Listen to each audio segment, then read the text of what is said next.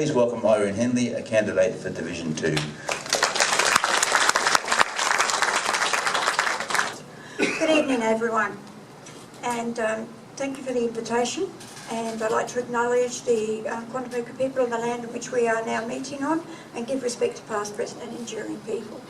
I also give respect to our elder from Elder in Council, Norman Enoch. Thank you for being here.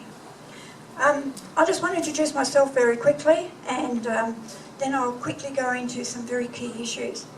So I'm Irene Henley. I'm a local resident. I'm a wife, I'm a mother, I'm a grandmother, I'm a sister, I'm an aunt, I'm a colleague, and I moved into the Redlands area 14 years ago. Fell in love with it when I came to a meeting at Redlands Hospital, went back to Toowoomba and told everyone I'm moving to the Redlands. And within 6 months I got the job as the nursing director for mental health services at Redlands Hospital. And since then I've held many senior jobs in nursing. I've been a nursing director of education, nursing director of clinical practice, nursing director of clinical supervision, and I've held quite a lot of team leader jobs. So they're all quite senior, all related to community and looking after people.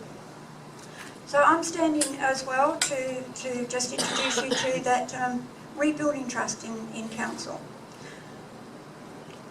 On to the next one. Do I go there?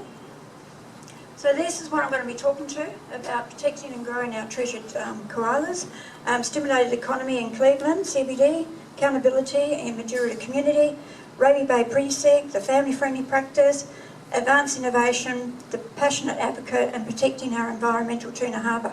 So I'm going to talk really fast. Okay, Koala Strong. Now, a group of nurses came up with that, and they said, Irene, we've got to be koala strong. We've got to have a long-term survival plan, and we need a strategy and a coordinated approach to conservation. And we need to actually build all the locations, and as Claire said, we need to build and be in entrepreneurs, build tourist trails, and we need to make our street signs become reality. Yeah, we see them everywhere. We need to make that reality. So for Koala Strong, what I intend to do is I'm going to put forward to council that all developmental plans and applications have to address 4 very big principles.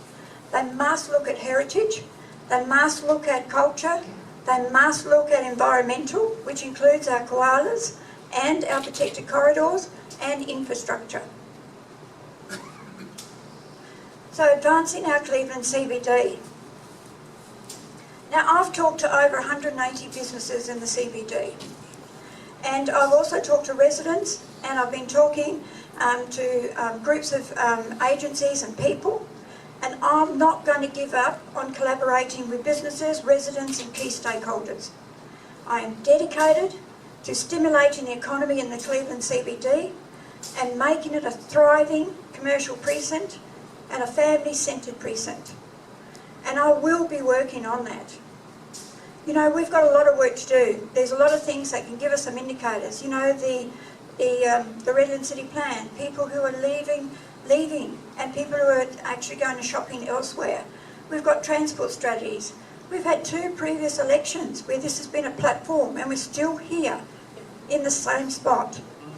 We've had incentive packages. We've had CBD car parks privatised. We've had promises of buildings and jobs. There's no longevity. We've also had some failed restaurants. So I'm dedicated to advancing the leadership and bringing business, residents and key stakeholders together. You know, I can tell you that there are a lot of suggestions. Here they all are. I've typed them all up. There's pages. The business people, they know the change. They will tell you. They've got some fantastic ideas. And they've got ideas how to attract business, bring the families back.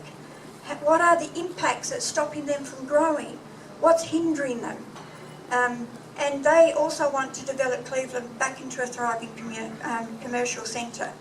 So the good news is that council did pass a motion for all of our village centres to be rejuvenated. That's fantastic. So we've got a good platform to start on.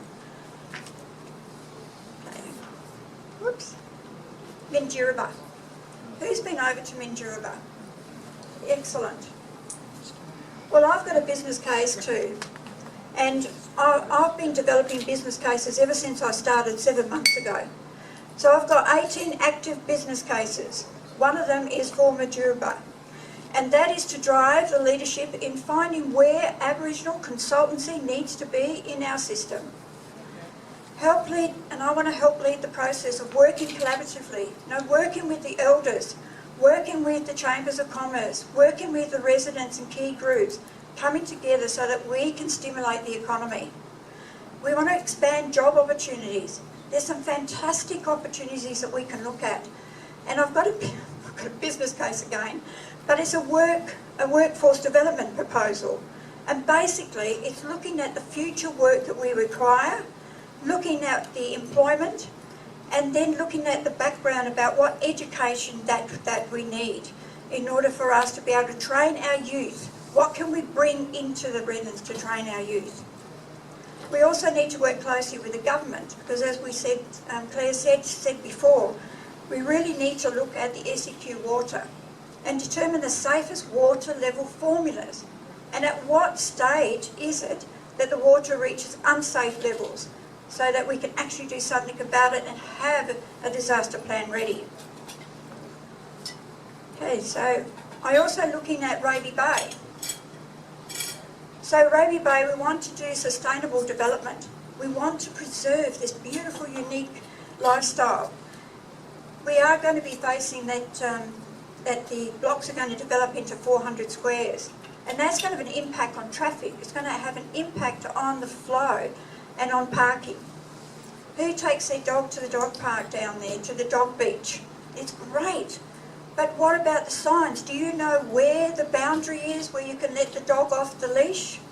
There's been a lot of difficulties with that. So we can build a hedge around it. We can do something, but we need to address that. There's problems with cars and trucks being parked all along the side because there's nowhere for the caravans to go.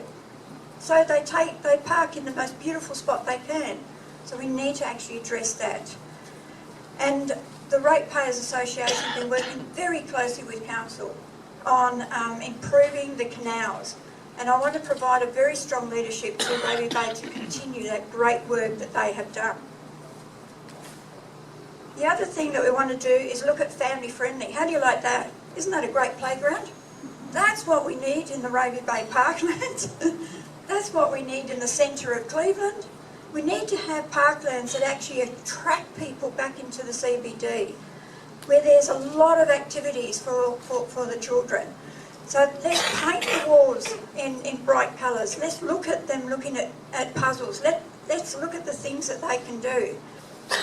And because most of our parks are a little tired, and you know what, many residents have offered to actually give finance to help. I'm going to go real fast. I also want to advance an innovation and create an education hub.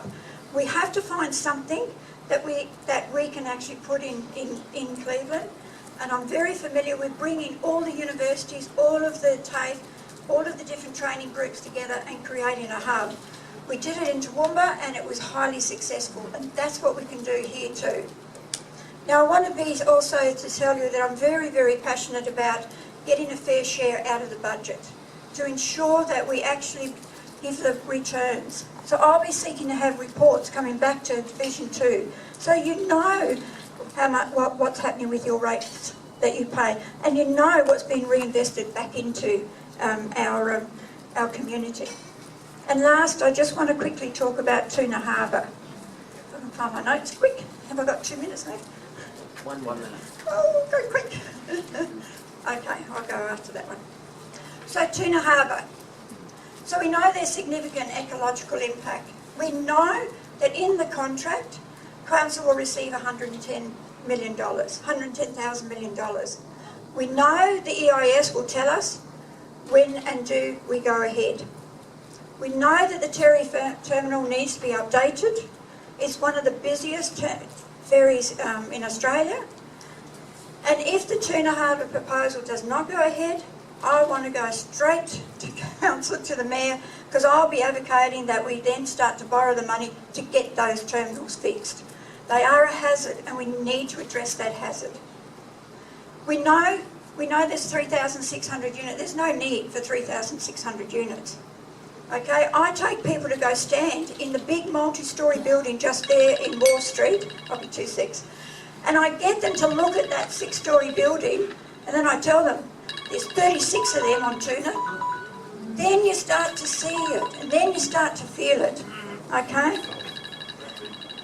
That's it, I've got to stop. Okay, well, I'm looking for your vote. Thank you.